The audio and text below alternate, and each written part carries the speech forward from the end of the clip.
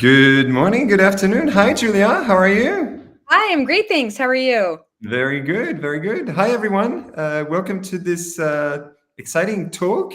My name is Seb. I'm one of the founders here at customer education platform Melting Spot, and I am honored to host Julia Singer on the show today. Hi, Julia. Hi. Happy to be. Julia is tuning in from Toronto, and we're in Paris, so a few hours ahead. Hope you're all comfortably installed and you're ready to get rolling. We'll be talking about a number of different things, try and refer as much as possible to the experience that Julia has packed over the years in the customer education space. First off, Julia, feel free to introduce yourself. Tell us a bit more about yourself and how you got into customer education. Awesome. Thank you so much. Hi, everyone. I'm Julia Singer. And I always like to joke that I basically tripped and fell face first into customer education. So to go way back, I don't want to age myself too much, but roughly around 15 years ago, I, on a whim, went to teach English in South Korea. Wasn't too much focused on the education experience at the time and more so just wanted to travel and try new things. And what really surprised me was how much I fell in love with education, specifically around designing lessons and curriculum as well. So once I came back to Canada, I ended up going to teachers college. And it was through that experience that I realized that I didn't love being in front of a classroom too much. And I respect the teaching profession too much to know that if I can't show up and give 110%, I shouldn't. And it was through that experience that I discovered the world of instructional design and digital education, and which I really connected with just because, again, I really loved designing lessons and more holistic curriculum. And my original start in digital education was still fairly education based. So it was just around delivering different lesson plans for students, kind of all around the world. And slowly but surely, I ended up moving over to tech and the SaaS space. So I started at a tech company as a learning experience designer, and that's really how I got the full understanding of the SaaS model and the SaaS world. And then in my most recent previous position at Lupio, I was the leader of customer education. I was the manager of the team. So I really got the experience to build the entire function from the ground up. Cool. Mhm. Impressive. So we'll talk about that experience in more detail in a few minutes. How would you actually define customer education, Julia?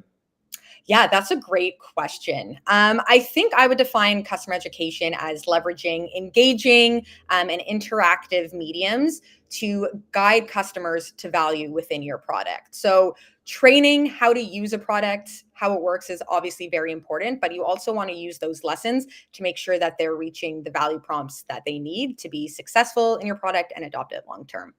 Cool. Guide them to value. Love that. That reminds me, we hosted Debbie Smith from Vizier a few weeks ago, She's and great. she mentioned that customer education is not so much around how to hit a button in your product. It's more around why you should hit that button. Does that resonate?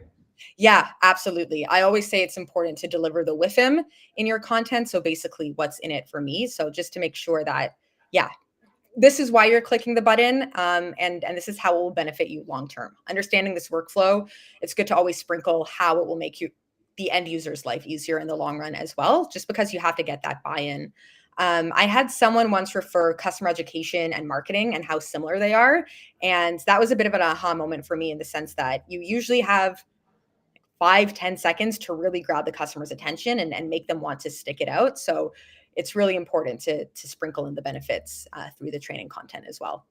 Cool. I like that parallel between marketing Mhm. and that very little attention span that you have, whether you're talking to your prospects in the marketing world or your customers in the CS world. Yeah, definitely. Um, would you say that education is actually part of the value? You mentioned that customer education was all about guiding your customers to value, and that translates into getting your customers to use the SaaS, use the product. But could it be that education in itself is part of the value you deliver? Do you deliver as a SaaS product, like you get a SaaS and education on top?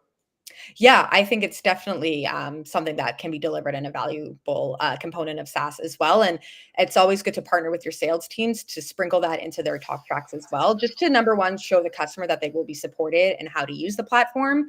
But yeah, if you eventually even want to move beyond the scope of product training into thought leadership or a little bit more soft skills, for lack of a better term, I think that that's definitely important and an opportunity for a lot of customer education teams. Cool. Mhm. That's what we've experienced as Melting Spot as well, is that your customers come for your product. So you need to get them to value as quick as you can. Mhm. But they also stick around because they like the content that you produce. They Mhm. learn stuff, not just around your product, but possibly your market. They get Mhm. interesting benchmarks.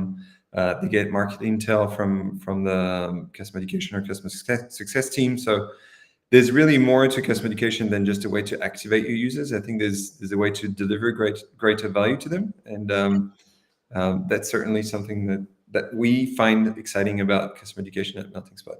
For sure. I totally agree. And even having a really robust education program beyond the scope of product training can be a differentiator as well. So even if customers are thinking about maybe some different competitors and weighing out their options, if you can say, on top of just learning how to use our program, we'll also help you with industry topics, connect you with your peers through social learning. I think that's a really great way for teams to stand out and differentiate in that process.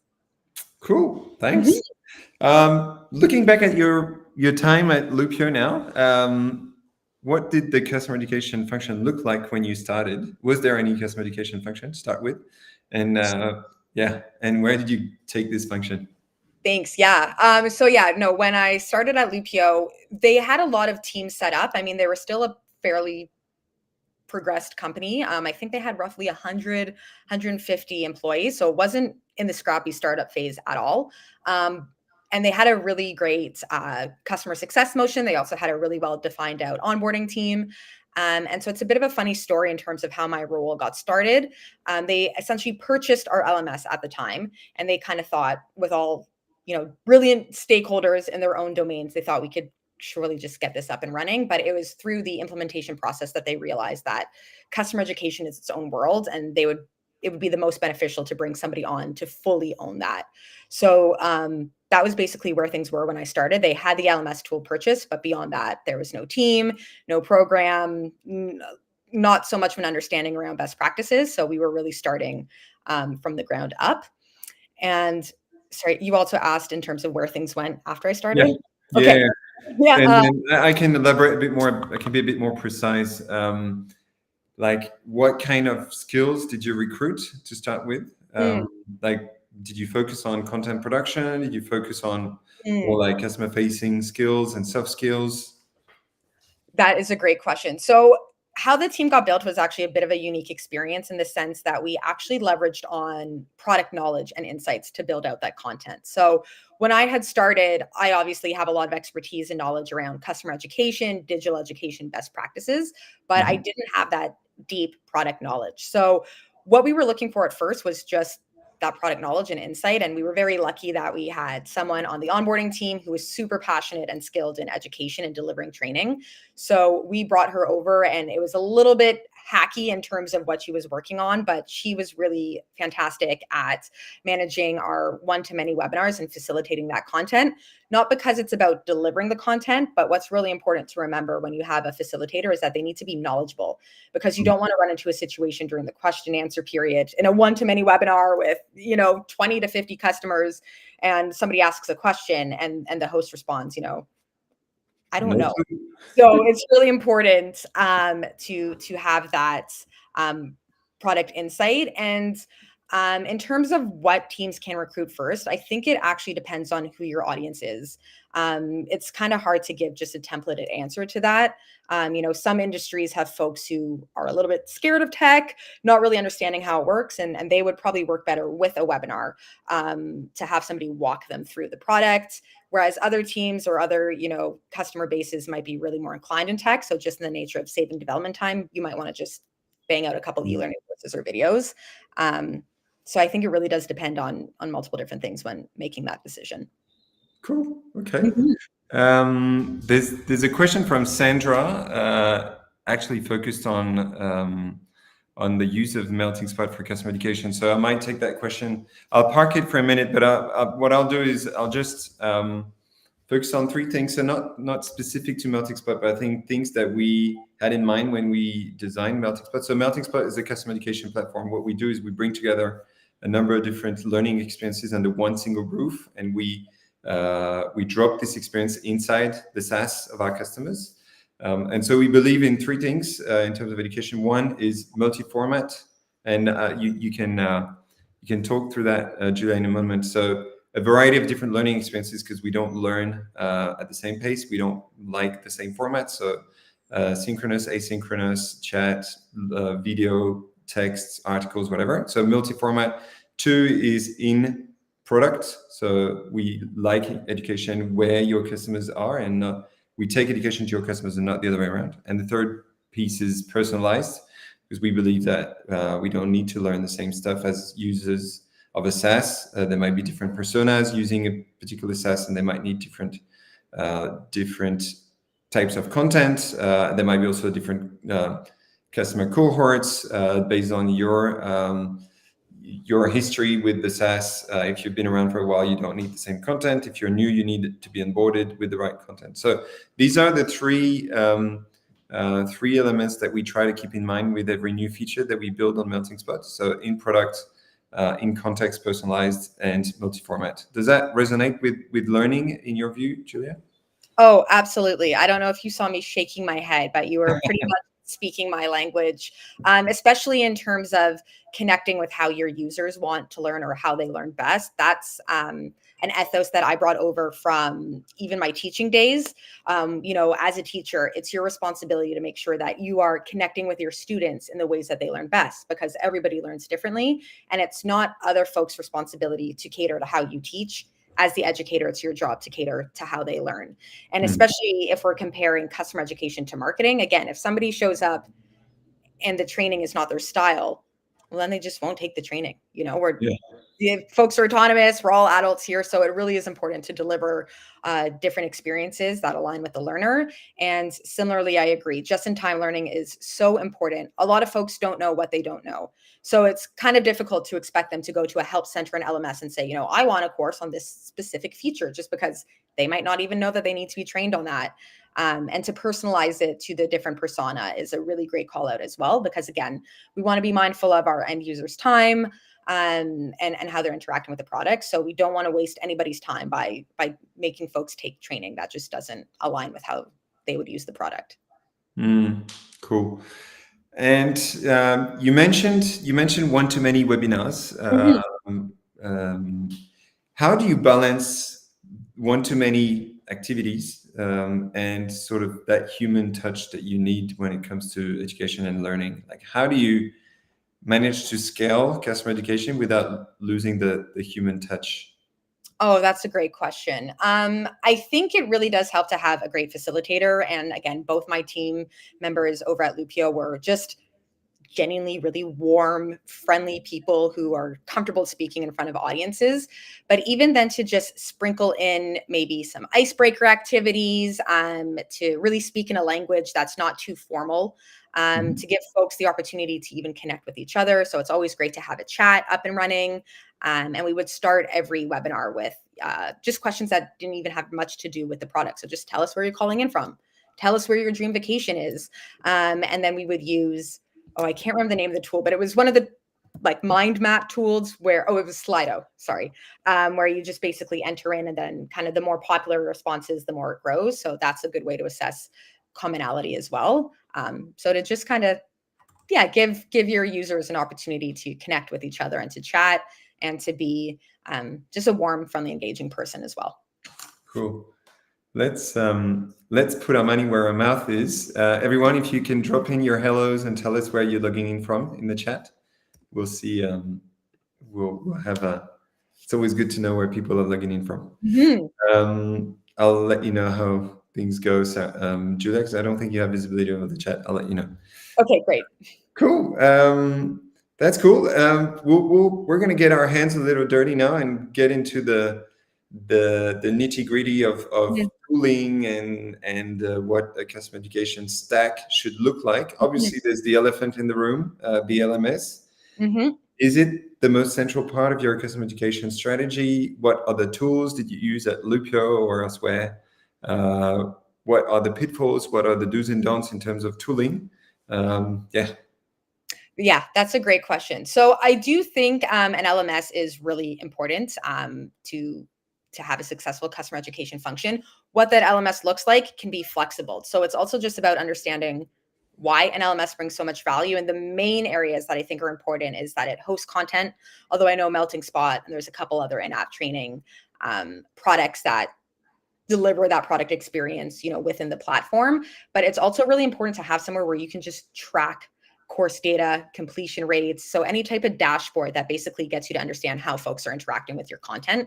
Because if you don't have that, you almost have nothing. It's really important to have benchmarks beforehand to understand the impact. It's also a great way for customer facing teams to connect with their customers, just to say, I know that you're struggling with understanding our tool, but at the same time, if we're looking at, your training rate, you haven't had a single user log in to take the training. So it's a really good way to guide conversations, and you can't do any of that without having that tracked data. So I know that sometimes LMS can be quite costly. So it depends on where your org is in terms of the type of LMS you want to purchase, but it's just really important to get something that can host training content and also track your users' progress through that. Okay. In terms of the experiences that you want to offer as a customer education manager, do you want to only offer asynchronous education experiences? Do you also want to? You mentioned customer webinars. Do you want to? What was the? How did you balance synchronous, asynchronous, live replay, articles, texts, videos? How did you juggle all these formats? Oh, yeah, that's a great question. So kind of similar to what we spoke about a couple minutes ago in regards to providing learners different experiences so that they can adapt to how they learn best. That was basically our mandate with one-to-many webinars and some of our foundational training, as we called it. So we basically had 3 different certification paths, which aligned with the main workflows in our product. And we based the webinars on that foundational content as well. And as the program grew, our e-learning or asynchronous offerings grew more with that. So then we started to create more of the, not so much need to know, but nice to know components. So just a little bit more of the level 2 features, as we were calling it, also with new releases. So we didn't base the one-to-many webinars around that, just because you do reach a point where it might get a little bit difficult to manage so many topics, especially as a company grows. So we kept that really more foundational base, while the more scalable aspect grew to align with the long-term customer journey, and also to promote new features. And with how to manage help articles and asynchronous learning, one-to-many learning, it's really great to just have that cross collaboration with the team. So we had a great relationship with the support enablement manager who owned the help center. So we would always just basically align. We would have monthly syncs just to understand what they were working on, what we were working on, and to kind of align on what topics the help center would own versus the LMS or the education team. I think big picture, long term, and this is maybe something that I would bring forward to the next org as well, is to maybe keep the the help center a little bit more focused on troubleshooting or overcoming, different workflows, or just really that more robust and technical approach, and to keep the academy a little bit more proactive and high level with the training and to guide customers to that success. And the help center is more about helping customers when they're running into trouble. Okay. Let's just touch on that a little bit. You mentioned that you had to collaborate with the team internally, and you mentioned the support team. What other teams did you have to work closely with in your time at Lupio? Did you work with the sales team, the marketing team, the product team, all of the above? Yeah, basically all of the above. The teams which we had the most like the strongest relationships with, I guess you could say, would be support around that help center piece as well. We had a great relationship with CS, and that was kind of a multi-pronged approach, right? It was really beneficial to connect with customer-facing teams such as CSMs and onboarding managers to understand the gaps, the pain points that they're seeing. They're the ones on the front lines with the customers, so they really know what they're going through better than anyone else. And it's really important for us to get those insights to make sure that we're building out content that align with helping teams overcome those gaps or guide them to those specific aha moments. We also had a really close relationship with product marketing. So in terms of marketing, that was basically the one team that we worked closely with. And that was, again, around promoting our academy, but also around promoting new feature content. So they would keep us posted in terms of upcoming releases, the different tiers. Is one feature a bit more of a marquee item? Is this other release a little bit more, of a small change that we can manage later? So we would have monthly calls with them just to align on the release coming up. So that was a very strong relationship.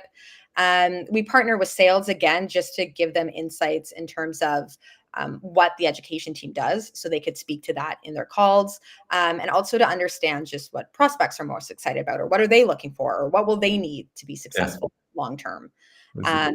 Yeah, two-way relationship. Yeah, for sure. And you mentioned onboarding, and we'll have a session dedicated to onboarding. Our next webinar will be touching on onboarding, and we see an emerging concept in customer education in SaaS, which is the concept of everboarding.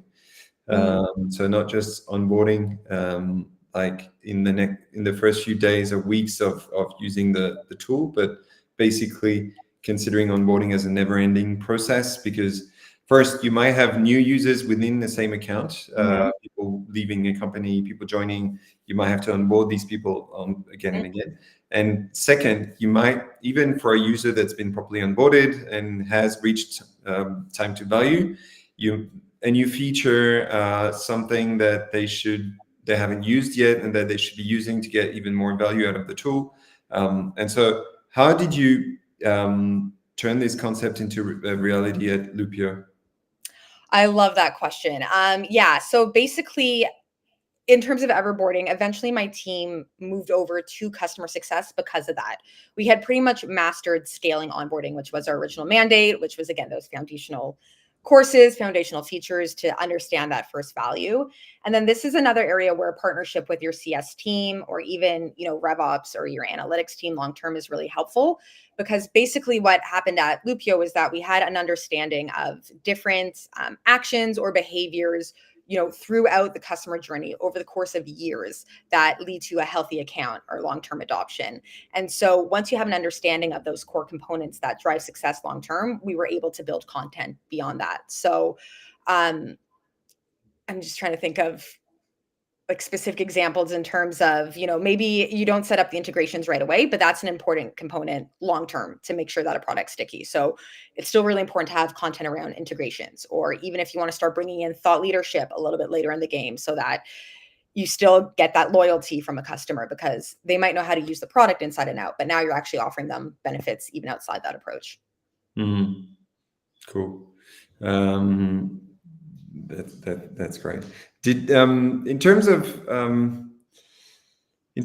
tracking metrics and like getting return out of all your customer education efforts, some of these metrics are probably intertwined with what customer success tracks as well. But can you tell us a bit more about the metrics that you use to track what worked well, what didn't work that well? Yeah, absolutely. So basically with metrics, there's always sometimes a multifaceted approach to that as well. And it's always about understanding what metrics to understand for your audience. So if you are wanting to get extra headcount or just prove value to the team and you're speaking to finance or your executives, they might not care so much about your content metrics, right? So usually that is when it's really good to track those CS metrics that we spoke about before. So it's really good to understand education's impact on retention, expansion, churn. And basically how I would do that is to create two different user groups using our CRM. And those are trained customers versus untrained customers. And what that definition looks like could probably be a completely different webinar. And obviously that's different for every customer, or every team. But to even just start that off from the bench or from the start, to have that benchmark and then to show the differences right away. And so already those might not be metrics that you fully own, but they're metrics that you want to keep an eye on, because there will come a time as an education team where you're asked to prove your value and your impact, and you want to start tracking that from the jump. So you're not in a position where I found myself in at the beginning where you're like scrambling to get all those reports together. So it's just really good to have those from the jump to start tracking and to access it whenever you need it. And even internally, it's really important to just understand how your content is resonating with your customers as well. So we would track completion rates, attendance rates, return visits to the academy, which is always a good sign to show that people keep coming back versus one and done. And it's also, I think, beneficial to focus on operational efficiencies as well. So even in terms of days in onboarding, that was one of the main metrics that we started with. We were able to show that customers who engage with our academy, their onboarding time was decreased by a week on average. So when you think about how that expands the book of business for onboarding managers, that basically gives the onboarding team the opportunity to bring on more customers without adding to their headcount. Similarly, with CSMs, we were able to show that the decrease in training time and training call time was able to expand their book of business by, I think, an extra 25 to 30 customers. So again, what does that speak to in terms of roles that you're hiring and headcounts that you're bringing on? So I think it's really important to focus on different areas and not just one key area, and to also understand the languages that your execs speak and what they're looking for, and to use trained versus untrained customers to tell that story.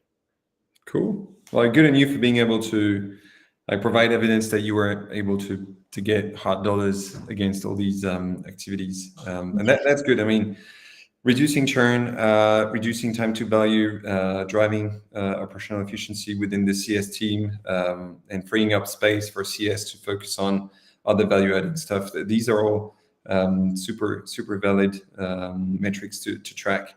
You talked about content a little bit. I meant to ask earlier, but how did you produce that content? Did you have any tips? Besides ChatGPT, any other tips like you would recommend for a more effective content creation, and probably more importantly for content maintenance? Mm-hmm. Big hassle in customer education. Oh, it absolutely is.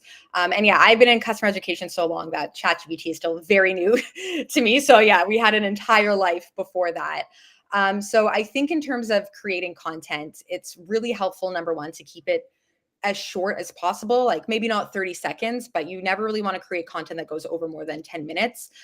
Just because, again, you want to align with, you want to get that excitement, that buy-in from your learners. You also want to meet them where they are. So not everyone will have the time to sit through an hour-long e-learning course, which I think we can all admit can be a little bit boring and draining and unmotivating. And at least if you can meet them where they are with a 5-minute course here, a 10-minute course there, they're more likely to squeeze that throughout their day and accomplish more when they are in your academy.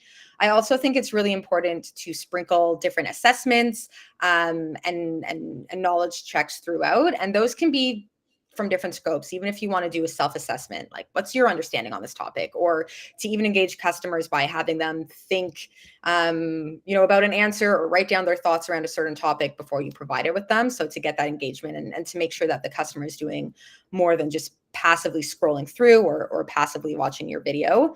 And I also think the language that you use is really important. I think lean written content is really helpful, or even when you're, providing them with a video, to keep it not too casual, but casual enough that, you're not like overcomplicating things or making them more complicated than you have to be. I think folks just respond better to that in general. And I think especially if they're taking on a new tool or something that they're not used to, you really want to meet them where they are in terms of how you're connecting and delivering that information to them. Yeah, cool. Thank you so much, Julia. We were nearing the end of this webinar. Is there one tip you'd like to share with the audience, like people in customer education, people who are taking on a new role in customer education, not sure where to start? Like one tip you'd like to share for the end of this webinar? Oh my God, I feel like I have multiple tips. I think If you're a leader in customer education, don't be so scared of AI. I actually think that you asked me earlier in terms of tools that we're missing. AI is not that scary. There's a lot of incredible rapid development tools, and they will save your team a lot of time, and also scale that really boring, monotonous work that is sometimes the pain points of creating customer education content. And I think if you are interested in joining a customer education team, just get out there in the community, get to know people. There's a lot of really fantastic communities out there. There's a great Slack community, and just to start connecting with your peers and learning what they do. I think the education industry really loves to share resources and insights. So there's a good group of us out there, and we're always happy to help folks get started. Thank you so much, Julia. If anyone's interested in joining the Slack that Julia just mentioned, feel free to drop us a note, and we can share the link to the Slack community. It was a pleasure having you, Julia. If people here want to find out more about Melting Spot and how we do customer education, I'm just pushing a quick message in the chat. If you want to find out more, book some time with our sales team. It takes 15 minutes, and we have a lot of interesting benchmarks to share and use cases. So feel free to book some time. If you want to chat with Julia, just drop her a note via either on LinkedIn or on Melting Spot if you're following us on the CS Nation group. Thank you very much, Julia, for making the time. If you have a wonderful day in Canada, and we'll be in touch. Amazing. Thank you so much for having me. This was lovely. Thank you so much, Julia. Speak soon. Talk to you soon. Bye. Bye.